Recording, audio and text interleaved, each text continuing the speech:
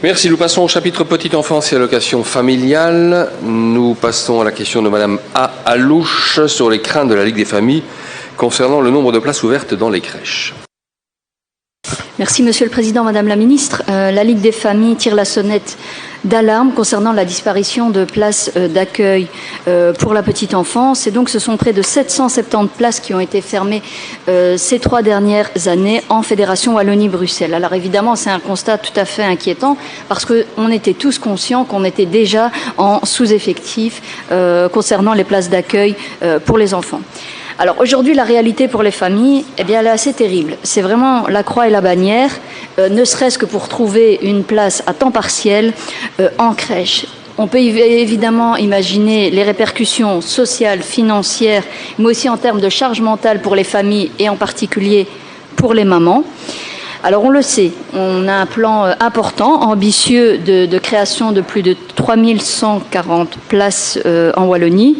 Alors, bien qu'ambitieux, on le savait aussi que, somme toute, le résultat, on savait qu'il serait en dessous, finalement, des besoins de terrain. Mais si, en plus, on a des fermetures de places de crèche, ça devient particulièrement difficile pour les familles. Pour en venir à cette création de places de crèche, je me demandais si le rôle attractif de pôle d'attraction des villes, des grandes villes, avait été suffisamment pris en considération.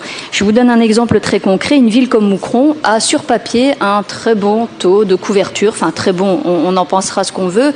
Donc, c'est en tout cas 3 places pour 10 enfants. Et elle n'a pas pu bénéficier, par exemple, d'aide dans la création de places de crèche. Or, aujourd'hui, les listes d'attente, c'est absolument infernal sur le terrain. Alors je pense que ce qui est en tout cas pas assez pris en compte dans ce genre de situation, c'est qu'une ville peut jouer un rôle d'attraction. Des gens viennent y travailler, des gens viennent s'y former et donc logiquement ils inscrivent leurs enfants dans les centres d'accueil.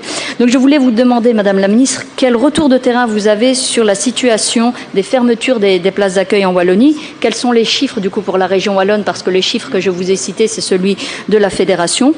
Quel contact entretenez-vous avec la ministre Linard pour remédier à cette situation? Est-ce qu'éventuellement une remise en question du nombre de places qui doivent être créées est-il en tout cas envisagé? Et enfin, comment le rôle d'attraction des villes ou des grandes villes a été pris en considération dans le précédent projet? Merci. Madame la Ministre. Oui, merci Monsieur le Président. Donc Madame la députée, je rappelle que je suis la ministre en charge de l'infrastructure relative à la petite enfance et que donc la gestion des autorisations d'ouverture de crèche relève de la compétence de ma collègue, la ministre de la Petite Enfance, Madame Bénédicte Linard, à la Fédération Wallonie-Bruxelles. Donc je ne suis pas en mesure de confirmer avec exactitude le nombre de places fermées ces 3 dernières années pour la bonne et simple raison que ce ne sont pas des données qui sont traitées au sein de mon département.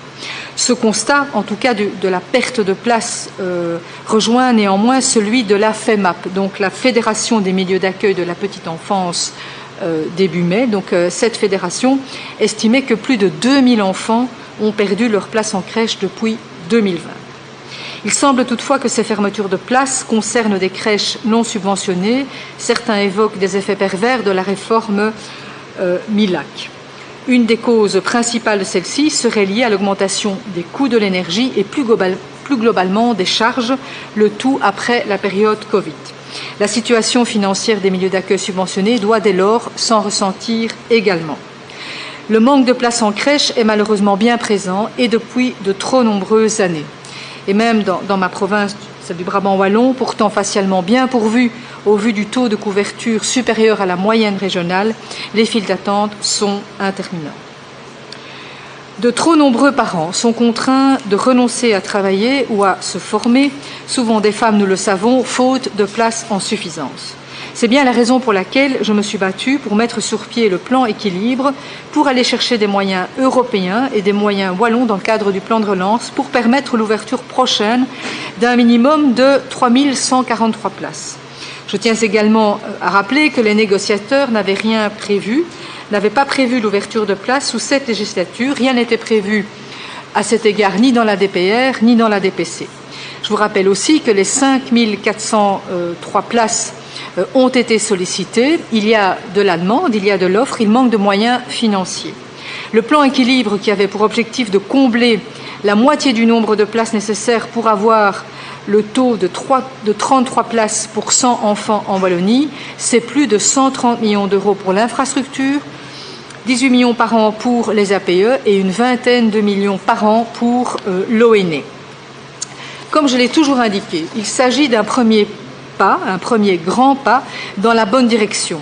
L'objectif poursuivi par l'ONE est de 33 places par 100 enfants. C'est un objectif évidemment qui est trop faible et qui convient de le remonter et de mettre tout en œuvre pour atteindre rapidement ce nouvel objectif. Vous souvenez que ce taux, en fait, remonte à un accord européen au début des années 2000, que l'on appelle le taux de Barcelone. Trop d'enfants restent aujourd'hui sans solution. Vous conviendrez que je ne peux pas porter à moi toute seule, en tant que ministre de l'Infrastructure, l'ambition nécessaire pour la petite enfance. Je l'ai rappelé, la ministre de l'Enfance a un rôle essentiel dans la définition d'un cadre attractif, la ministre de l'Emploi également, puisqu'il faut un équilibre financier indispensable à la pérennité des milieux d'accueil. Outre donc l'implantation du plan équilibre, pour ma part, j'ai déjà plaidé pour l'étude d'autres modèles de développement de places d'accueil, en partenariat avec les entreprises par exemple. À cet égard, le cabinet du ministre de l'Économie et le mien, en collaboration avec la Fédération Wallonie-Bruxelles, donc l'ONE, l'Union Wallonne des entreprises, étudie la possibilité de lancer un projet pilote permettant l'ouverture de places d'accueil dans des pôles économiques tels que les zonings industriels des différentes provinces de Wallonie. Des contacts sont en cours à ce sujet. Vous l'aurez compris, à ce jour, il n'y a pas de nouvelle programmation prévue. Cependant, je tiens à souligner qu'au moment du lancement conjoint de la programmation en cours, le Parlement wallon et le Parlement de la Fédération Wallonie-Bruxelles ont adopté un accord de coopération qui facilitera à l'avenir la mise en œuvre conjointe de nouveaux appels à projets, permettant ainsi d'ouvrir plus facilement et plus rapidement de nouvelles places d'accueil subventionnées. Enfin, en ce qui concerne votre réflexion et votre question au sujet du rôle des pôles d'attraction, ce critère n'est actuellement pas pris en compte dans la mise en œuvre des programmations, étant donné que l'ONE n'a à ce jour aucun moyen de l'objectiver. Merci pour votre attention. Madame Alouche pour votre réplique. Merci Madame la Ministre pour les réponses que vous apportez aujourd'hui. Je suis tout à fait consciente évidemment que c'est une compétence partagée, mais il me semble qu'il y a une réelle urgence. Je pense qu'il faut un réel électrochoc parce que je pense qu'on ne mesure pas toujours la détresse des personnes sur le terrain. Ça devient catastrophique, mais réellement catastrophique pour trouver une place d'accueil pour un enfant. Je veux dire, si on prend un modèle américain, et je ne voudrais pas en arriver peut-être à l'exemple le plus excessif, mais où quand on a un enfant, on sait qu'on n'aura pas de place d'accueil pour son enfant et donc on fait le choix de ne plus travailler jusqu'à ce que cet enfant aille à l'école, sachant qu'en plus dans certains endroits, il n'y a pas d'école maternelle non plus. Aujourd'hui, je commence à connaître de plus en plus de personnes qui décident de renoncer à leur travail pour garder leur enfant à la maison. Et ce rôle attractif des villes, c'est pour moi une aberration que ça n'ait pas été retenu. Et qu'aujourd'hui l'ONE n'ait pas ces chiffres, alors qu'il me semble que tous les parents remplissent des fiches complètes avec des données administratives, il me semblerait que ce serait pas très compliqué de pouvoir faire ce type d'analyse. Je vais vous donner par exemple, de nouveau, l'exemple que je connais, celui de Moucron. Forcément, il y a un côté aussi attractif de la frontière. Et vous avez également la libre circulation des travailleurs, et donc des travailleurs français qui peuvent également bénéficier des infrastructures. Et c'est très bien comme ça. Mais alors du coup, comment peut-on objectiver le taux de couverture des places de crèche par rapport à quoi en fait ? Voilà. Et donc je pense que là on a une piste. Vous avez également parlé des éléments de collaboration avec la fédération qui vont permettre d'aller plus loin. Mais je pense que vous êtes en tout cas sensible à la cause et je pense que sincèrement il est temps de mettre chacun des protagonistes autour de la table pour pouvoir trouver des solutions à court, moyen et long terme. Merci.